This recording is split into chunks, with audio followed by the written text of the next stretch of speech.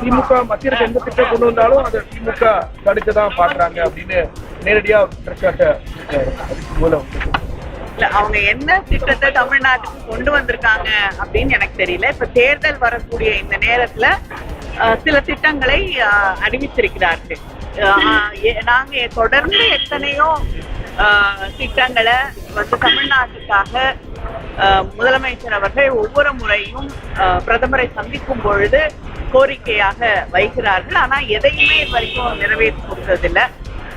சமீபத்துல வந்த அந்த புயல் மழையோட பாதிப்புக்கு நிவாரணம் கேட்டு அந்த பணத்தை கூட வந்து இது வரைக்கும் மத்திய ஒன்றிய அரசாங்கம் வந்து தமிழ்நாட்டுக்கு இன்னைக்கு வரைக்கும் தரல. இதுதான் உண்மையான நிலை. அதனால எதையும் தமிழ்நாடு அரசு நல்ல திட்டங்கள் கொண்டு வரப்படும் போது எந்த காலத்திலும் தடுத்ததில்லை.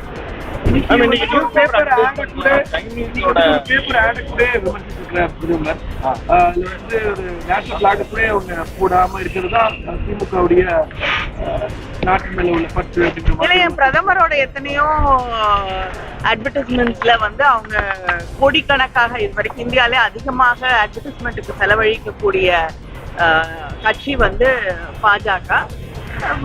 அதுல வந்து தேசிய கொடியை வந்து அவங்க போடுறத நான் பார்த்தது இல்லை அவ்வளவா.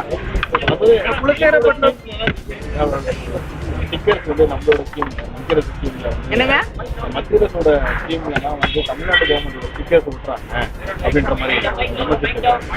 இல்லைங்க, இப்ப பிரதமருடைய வீடு வழங்கக்கூடிய திட்டத்தை எடுத்துக்கோங்க. அவங்க வந்து அதுக்கு வந்து கிட்டத்தட்ட கால்வாசி தான் வந்து பணம் ஒதுக்கீடு செய்யறாங்க. முக்கால் அளவு பணத்தை வந்து தமிழ்நாடு அரசாங்கம் தான் கொடுக்குது. ஏன்னா அவங்க கொடுக்குற அந்த 70,000 ரூபாய் வச்சுட்டு நம்ம வந்து எந்த வீட்டையும் கட்ட முடியாது. மீதி இருக்கக்கூடிய முக்கால் தொகையை வந்து தமிழ்நாடு அரசாங்கம் கொடுக்கும் பொழுது ஆனா அதை வந்து பிரதமர் மந்திரி வீடு வழங்கக்கூடிய திட்டம்னு பேர் வச்சு அதுல ஸ்டிக்கர் ஒட்டிட்டு இருக்கிறது வந்து எனக்கு தெரிஞ்சு பிஜேபி தான். எனக்கு தெரிஞ்சு பல மாநிலத்துல இருந்து வரக்கூடிய எம்பிஸ் வந்து அந்த திட்டத்தை பார்வையிடும் பொழுது அவங்க வந்து ஏன் இதுக்கு வந்து முதல் மந்திரியின் திட்டம்னு பேர் வைக்கலன்னு எங்களே கேக்குறாங்க. அதனால யார் ஸ்டிக்கர் ஓட்டிட்டு இருக்கான்னு உங்களுக்கே தெரியுது. திமுகங்கிற ஒரு கட்சியே வந்து தமிழ்நாட்டுல இருக்காது. அந்த இடத்த வந்து பாஜக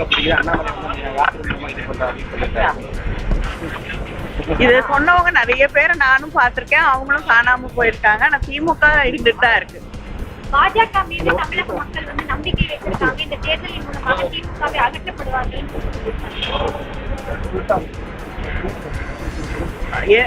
அவங்க வந்து வைத்திருக்கக்கூடிய நம்பிக்கை வந்து சென்ற தேர்தலையும் தெரிஞ்சது, இப்பொழுதும் தெரியும்.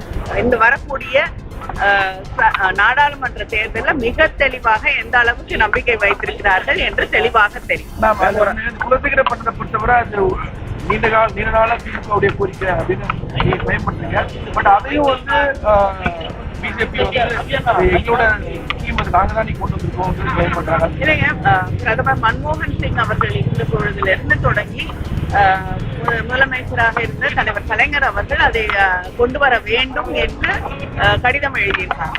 அதுக்கப்புறம் தொடர்ந்து பல முறை அதை வந்து திராவிட முன்னேற்ற கழகம் நானும் வந்து பாராளுமன்றத்துல எழுப்பி இருக்கிறோம், அமைச்சர்களை சந்தித்திருக்கிறோம், பிரதமருக்கு கடிதம் எழுதியிருக்கிறேன்.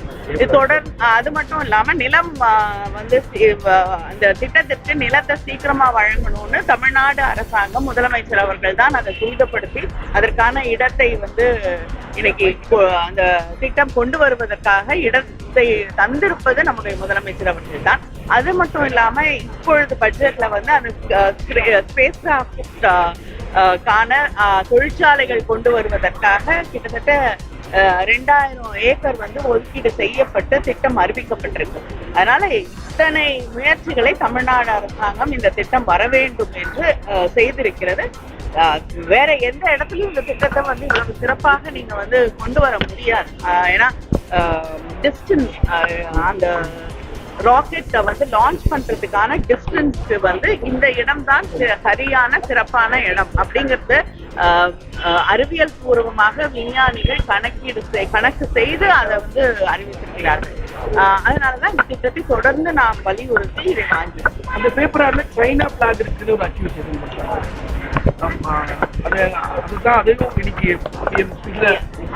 யாரோ ஆர்ட் ஒர்க் பண்ணவங்க அது ஏதோ ஒரு இதை எடுத்து போட்டிருக்காங்க. இதுல வந்து சைனீஸ் பிரைம் மினிஸ்டர் இங்க வராரு. அவரை வந்து நேரடியாக வந்து பிரதமர் அவர்கள் ரிசீவ் பண்ணி மகாபலிபுரத்துல வந்து 2 பேரும் வாக்கிங் போறாங்க. அப்படி இருக்கக்கூடிய சூழல்ல அதை எதிரி நாடுன்னு யாரும் இது வரைக்கும் அறிவிக்கல. அழைப்பதில் வந்து தொடர்ந்து வந்து முதல் கட்டமா வந்து உங்க பேர் போட்டா திரும்ப போட்டாங்க. அப்புறம் இல்ல சேர்த்ததெல்லாம் எனக்கு தெரியாது, போடலன்னு தெரியும்.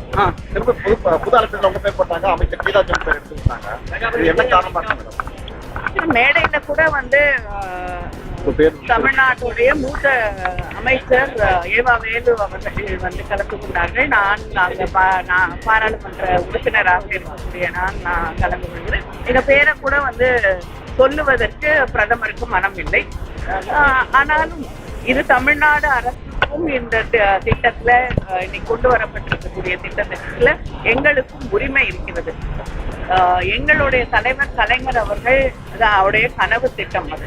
அதனால நாங்கள் கலந்து கொள்வோம் என்று அதற்காக நாங்கள் கலந்து கொள்வோம். அரசு நிகழ்ச்சியில ஒரு நாடாளுமன்ற உறுப்பினரா மக்களால் தேர்ந்தெடுக்கப்பட்ட ஒரு உறுப்பினரா உங்க பேரையும் அமைச்சர் பேரையும் தவறு உறுப்பினரையும் இது அவங்களுக்கு தெரிந்த நாகரிகம், அவ்வளவுதான். அதனால அதை பத்தி நாங்க கவலைப்படுறதாக இல்லை. மற்றொன்னு சொல்றாரு, நீங்க பிஎம் பேசும்போது தமிழக மக்கள் வந்து பாஜக பக்கம் வர தொடங்கி இருக்கிறாங்க. பாஜகவோட சித்தாந்தங்கள் தமிழக மக்களோட ஒத்து போகுது, அதனால பின்பற்ற தொடங்கி இருக்கிறாங்க அப்படிங்கிறத சொல்றோம். நம்ம தொடர்ந்து திராவிட மாடல் அரசுன்னு சொல்லிட்டு வர நேரத்துல பாஜக அப்படின்னு சூழல் இருக்கா?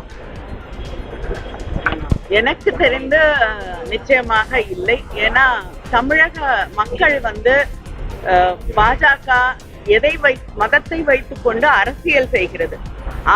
மக்களை பெரும்பான்மை மக்களை வந்து அரசியலுக்காக பயன்படுத்துகிறார்கள் அப்படிங்கறத புரிந்து கொண்டவர்கள். அரசியல் வேறு, மதம் வேறு என்பதை தெளிவாக உணர்ந்தவர்கள் தமிழ்நாட்டு மக்கள்.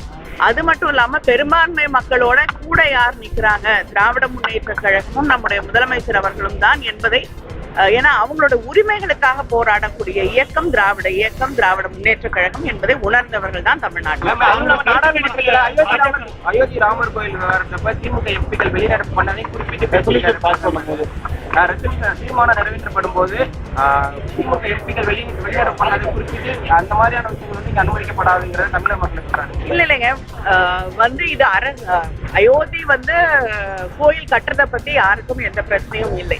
ஆனால் இது வந்து அரசாங்கத்துடைய சாதனையாக எப்படி நீங்க சொல்ல முடியும்? அது வந்து ஒரு ட்ரஸ்ட் வந்து அந்த கோயிலை கட்டுறாங்க. அத வந்து நீங்க அரசு சாதனையை போல மாற்றுவது, அது மட்டும் இல்லாமல் வெளிநடப்பு அப்படிங்கிறது வந்து கோயிலுக்கு எதிரானது இல்லை. இவங்க பேசக்கூடிய பல்வேறு விஷயங்கள் அத வந்து எதிர்த்து திராவிட முன்னேற்ற கழகம் ஒரு எதிர்ப்பை தெரிவித்திருக்கிறதே தவிர ஒரு விஷயத்தை எடுத்துட்டு அதுக்கான எதிர்ப்பு கிடையாது. காங்கிரஸ் ஆட்சி வைக்கப்பட்ட கோரிக்கை எல்லாம் வந்து பிரதமர் மோடி தான் நிறைவேற்றி வராரு அப்படின்னு சொல்றாரு. நான் தான் நிறைவேற்றி வரேன். ஆண்டுகளாக அவங்க வந்து ஆட்சியில இருக்காங்க. அதுல எத்தனை வந்து கோரிக்கைகள் நிறைவேற்றப்பட்டிருக்கு அப்படிங்கறத கணக்கெடுத்துப்பாங்க.